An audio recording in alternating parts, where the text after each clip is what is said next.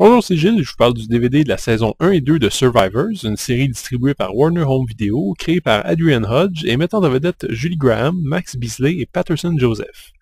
Les pires prédictions se sont avérées, une variante de la grippe a décimé finalement plus de 90% de la population mondiale en moins de 2 semaines. Quelques survivants de la pandémie, immunisés au virus, se regroupent afin de fonder une nouvelle vie. L'une d'entre eux est persuadée que son fils est encore vivant. Après les remakes de films, voici les remakes de séries. Survivors est inspiré d'un roman et d'une télésérie des années 70 que j'ai malheureusement pas vu, donc je pourrais pas en juger. Je dois une fois de plus vous avouer mon amour pour les histoires post-apocalyptiques. Je dois pas être le seul en fait. Il y a une sorte de fantasme universel qu'on retrouve dans ces scénarios de fin du monde. L'idée d'un retour à la vie sauvage, à un mode de vie plus simple, assister à l'effondrement total de l'humanité et vivre pour en parler. C'est un rêve un peu prétentieux, mais qui donne souvent lieu à des histoires géniales et qui sont riches en réflexions sur la nature de l'humain, la futilité de certains de nos besoins, etc. Survivors fait partie de ses meilleures histoires, celles qui restent terre à terre et qui n'ont pas peur de montrer le côté le plus sombre des individus. En fait, chaque héros du groupe commet autant d'actions héroïques que de lâcheté, et le pire de la bande, Tom, un tueur criminel qui dit jamais un mot de trop, se révèle vite comme le personnage le plus intéressant. En fait, Tom est un personnage sorti droit d'un film de John Carpenter. Si vous avez vu Assault on Precinct 13, vous savez de quoi je parle.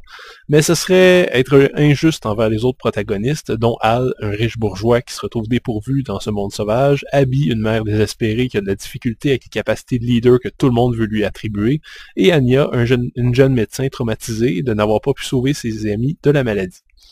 C'est un groupe qui n'est pas particulièrement joyeux ou coloré, mais qui est humain, et au fil de leurs rencontres et de leurs aventures, c'est difficile de ne pas s'y attacher. Survivors fait preuve de beaucoup d'intelligence dans ces situations, et j'adore particulièrement les scènes se déroulant dans une petite communauté qui essaie de repartir la société telle qu'elle était, mais qui ne peut pas s'empêcher de reproduire les schémas de corruption et d'abus de pouvoir qui venaient avec.